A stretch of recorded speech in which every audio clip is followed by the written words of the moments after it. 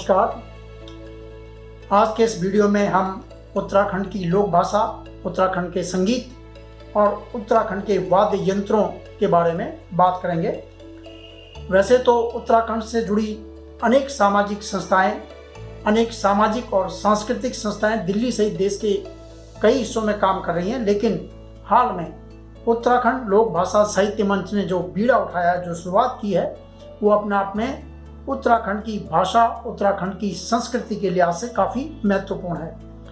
उत्तराखंड लोक भाषा साहित्य मंच पिछले 7-8 साल से दिल्ली और एनसीआर के क्षेत्र में बच्चों को उत्तराखंड की भाषाएं गढ़वाली, कुमाऊनी, जौनसारी के बारे में कक्षाएं चला रहा है, उनको पढ़ाई करवा रहा है और कई स्थानों पर इसके लिए कक्षाएं शुरू की जाती है। कक्षाएं गर्मियों की छुट्टियां, जब स्कूलों से गर्मियों की छुट्टियां पड़ती हैं, मई, जून, जुलाई के महीने में ये कक्षाएं चलाई जाती हैं। दिल्ली और इससे सटे राष्ट्रीय राजधानी क्षेत्र में बड़ी संख्या में उत्तराखंड के प्रवासी लोग रहते हैं। माना जाता है कि दिल्ली में 25 से 30% उत्तराखंडी प्रवासी लोग रहते हैं। तो दिल्ली की जो कुल आबादी है, जो उसका ताज़ा अनुमान है 3.25 करोड़ के करीब है। तो इसके हिसाब से अगर 25% भी अगर उत्तराखंड के प्रवासी हैं तो ये 75 से 80 लाख के करीब इनकी संख्या बैठती है, जो काफ़ी बड़ी है। इसके अलावा एनसीआर के इलाकों में फरीदाबाद है, गुड़गांव है, नोएडा और गाजियाबाद, यहाँ भी बड़ी संख्या में गढ़वाल, कुमाऊं के लोग रहते हैं, जो कि रोजी रोटी और रोजगार के लिए पहाड़ों से पलायन कर चुके हैं और दिल्ली समेत देश के तमाम बड़े शहरों में ये लोग अपनी रोजी रोटी कमा रहे हैं। और ऐसे में क्या है कि जहाँ भी ये लोग जाते हैं, स्वाभाविक है कि वहाँ की जो संस्कृति है, वहाँ की जो भाषा है, उसकी तरफ कुछ न कुछ उनका आकर्षित होना स्वाभाविक बनता है। और यही वजह है कि उनकी अपनी भाषा और अपनी संस्कृति इस रोजी रोटी की दौड़ में कहीं ना कहीं पीछे छूट जाती है। संयुक्त राष्ट्र की संस्था यूनेस्को है, उसने भी गढ़वाली और कुमाऊनी भाषाओं को उन भाषाओं की श्रेणी में लिखा है जो कि आने वाले कुछ वर्षों में लुप्त हो सकती हैं। और उसने कहा है कि इन भाषाओं के प्रति जागरूकता और लगातार काम करने की ज़रूरत है। यह आशंका यूनेस्को ने व्यक्त की है, जो उनकी स्टडी होती है, जो उनके अपने अध्ययन होते हैं। तो उनका कहना है कि 2-3 पीढ़ियों के बाद जो उत्तराखंड की लोक भाषाएं गढ़वाली, कुमाऊनी, ये लुप्त हो सकती हैं। और यही वजह है कि दिल्ली में जो उत्तराखंडी समाज के प्रवासी हैं, उनके बीच में इसको लेकर जागरूकता बढ़ी है और उन्होंने इन भाषाओं को अपनी जो नई पीढ़ी है, जो बच्चे हैं, उनको पढ़ाने का काम शुरू किया है। Delhi para medical and management institute, जिसे DPMI कहते हैं, उसके चेयरमैन डॉक्टर विनोद बच्छेती ने इसका जो है बीड़ा उठाया है। वह उत्तराखंड लोक भाषा साहित्य मंच के संरक्षक हैं।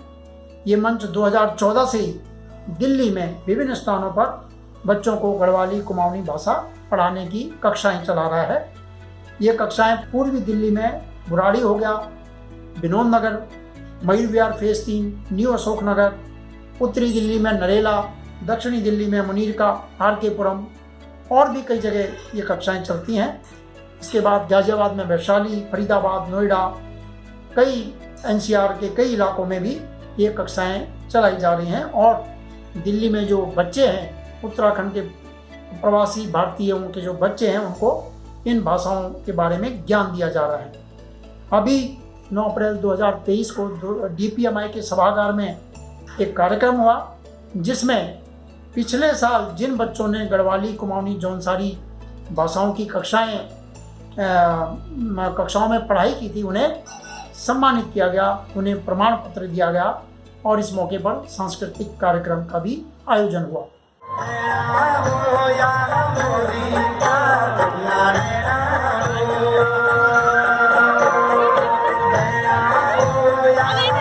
इधर होगी, कोई बैठ जाओ कहीं पे।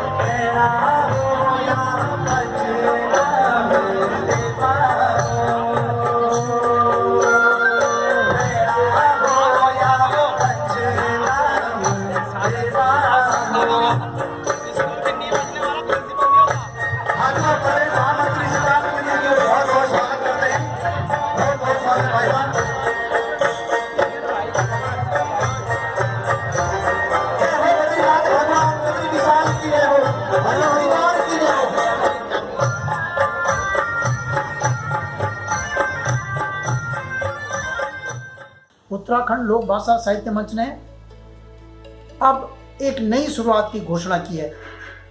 बच्चों को अब उत्तराखंड के नाटकों के बारे में, उत्तराखंड के वाद्य यंत्रों के बारे में और उत्तराखंड के लोक संगीत के बारे में भी जानकारी दी जाएगी।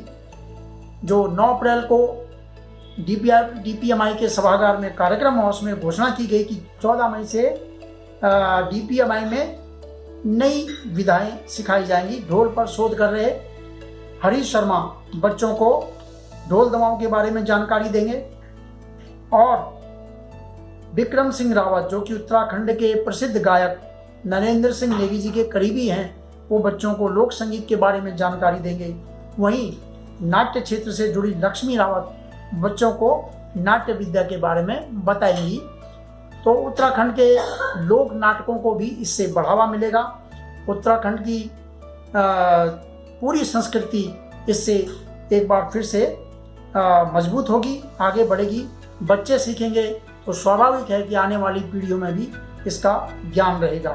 उत्तराखंड लोक भाषा साहित्य मंच के डॉक्टर विनोद बच्छेती संरक्षक हैं, दिनेश ध्यानी जी इसके अध्यक्ष हैं, अनिल पंत समन्वयक हैं और श्री दयाल सिंह नेगी तथा रेखा चौहान जो एक कक्षाएं चलती हैं उनके व्यवस्थापकों में शामिल हैं। मंच 2012 से उत्तराखंड के साहित्यकारों को सम्मान देने के लिए कन्हैया लाल डंडरियाल साहित्य सम्मान का भी आयोजन कर रहा है। तो यानी मंच काफ़ी पहले से उत्तराखंड के जो संस्कृति है, साहित्य है और जो वहाँ से जुड़ी तमाम चीज़ें हैं उनको आगे बढ़ाने का काम कर रहा है। दिल्ली में प्रवासी उत्तराखंडियों की एक बड़ी संख्या को देखते हुए 2019 में दिल्ली सरकार ने भी गढ़वाली कुमाऊनी जौनसारी अकादमी की शुरुआत की, जिसमें सबसे पहले उत्तराखंड के जो जाने माने गीतकार स्वर्गीय हीरा सिंह राणा जी हैं उनको पहला उपाध्यक्ष बनाया गया। वर्तमान में डॉक्टर कुलदीप सिंह भंडारी इसके उपाध्यक्ष हैं। ये अकादमी भी उत्तराखंड की लोक संस्कृति और साहित्य को आगे बढ़ाने का काम कर रही है। उत्तराखंड के लोगों की दिल्ली में सबसे पुरानी संस्था गढ़वाल हितैषणी सभा भी दिल्ली में उत्तराखंड के लोगों के सामाजिक सरोकारों के लिए काम कर रही है। इस सभा की स्थापना का इस समय शताब्दी वर्ष चल रहा है। शताब्दी वर्ष में संस्था ने कई कार्यक्रमों की योजना बनाई है। जनवरी में संस्था ने महिला सशक्तिकरण की अपनी पहल के तहत केदार बद्री मानव श्रम समिति की महिला रंगकर्मियों की द्वारा अभिनीत रामलीला का आयोजन किया था और संस्था आने वाले महीनों में और भी कार्यक्रमों का आयोजन करेगी। ये संस्था उत्तराखंड में भी बच्चों को आगे की तैयारी के सिलसिले में उनकी मेधा को बढ़ाने के लिए, उनके विश्वास को बेहतर बनाने के लिए कार्यक्रमों का आयोजन करेगी। तो इस वीडियो में इतना ही। अपने नए वीडियो में और नई चीज़ों के बारे में, नई जानकारी, नई संस्कृति के बारे में आपको हम बताएंगे। नमस्कार। हमारे वीडियो को लाइक कीजिए, शेयर कीजिए और सब्सक्राइब कीजिए।